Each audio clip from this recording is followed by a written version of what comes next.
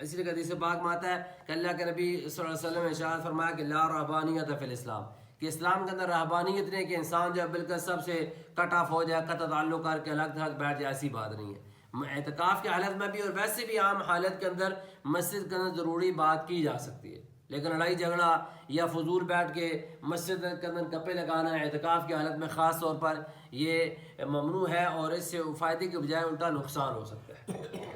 پھر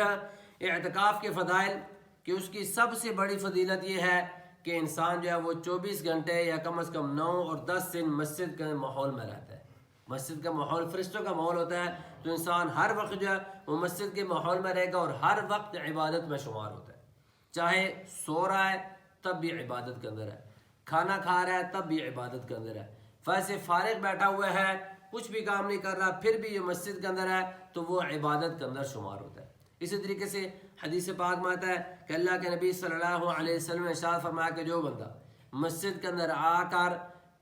نماز کے انتظار میں بیٹھتا ہے، جماعت سے پہلے آ جاتا ہے، کوئی آدھا گھنٹہ پہلے آ جاتا ہے، کوئی 1 گھنٹہ پہلے آ جاتا ہے، کوئی جو ہے وہ 10 منٹ پہلے آتا ہے، اور کوئی جو 5 منٹ پہلے آتا ہے، تو جتنی دیر مسجد میں آ کر جماعت کے انتظار میں بیٹھتا ہے اتنی دیر تک اس کو نماز کا ثواب ملتا رہتا ہے۔ اور ظاہر بات جو بندہ اعتکاف کے اندر ہے اس کا کام ہی کیا ہے کہ بھائی ابھی زور کی نماز پڑھ لی ہے تو چلا جی اس کے بعد جو ہے وہ کچھ تلاوت کریں گے، کچھ ذکر کریں گے، پھر جو ہے اگلی نماز کی تیاری کریں گے، تو گویا کہ وہ سارا دن جو ایک نماز کے بعد دوسری نماز کے انتظار میں ہوتا ہے، تو گویا کہ سارا دن وہ نماز کی حالت میں ہے۔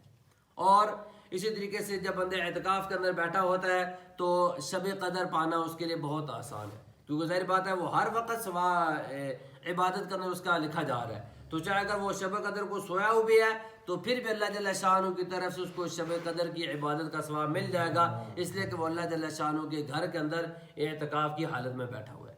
اور اسی طریقے سے خطبے کے اندر حدیث پاک پڑھی گئی، بہقی کی روایت ہے کہ اللہ کے نبی صلی اللہ علیہ وسلم نے ارشاد فرمایا کہ جو بندہ رمضان المبارک کے آخری عشرے میں اعتکاف کرتا ہے تو آخری عشرے میں اعتکاف کرنا 2 حج اور 2 عمرے کے برابر ثواب رکھتا ہے، کہ صرف 10 دن جو ہے یا 9 دن جو ہے اعتکاف میں بندہ بیٹھ جائے اور 2 حج اور 2 عمرے، کہ ایک عمرہ جو ہے وہ اتنی پیسہ بھی لگتا ہے اور مشقت بھی ہوتی ہے، اسی طریقے سے حج جو ہے وہ 9-10 لاکھ روپے بلکہ اس سے بھی زیادہ خرچہ ہوتا ہے اور مشقت بھی لگتی ہے، اور اس جس انسان کی استطاعت نہیں ہے تو وہ اعتکاف میں بیٹھ جائے تو ایک اعتکاف اگر کرے گا تو اس اعتکاف کی وجہ سے 2 حج اور 2 عمروں کا ثواب اللہ جل شانہ عطا فرمائے گی۔ اسی طریقے سے حدیث پاک میں آتا ہے کہ جو بندہ اعتکاف کرتا ہے تو اس ایک دن کے اعتکاف کی وجہ سے، ابھی ہم نے 9 دن یا 10 دن اعتکاف بیٹھا ہے، فرمایا کہ صرف جو بندہ صرف 1 دن اعتکاف کرتا ہے تو اس 1 دن کے اعتکاف کی وجہ سے اللہ جل شانہ اس کو جہنم سے 3 خندقیں دور فرما دیتے ہیں، اور ایک خندق کا فاصلہ فرمایا زمین سے آسمان کے برابر ہے، تو 9 دن یا 10 دن اعتکاف بیٹھیں گے تو گویا کہ 30 خندقیں جہنم سے دور ہو جائیں گے، تو کتنا بڑا جو ہے یہ عمل ہے، کتنا ثواب والا عمل ہے، تو ہر ساتھی کو کوشش کرنی چاہیے کہ اعتکاف میں بیٹھے۔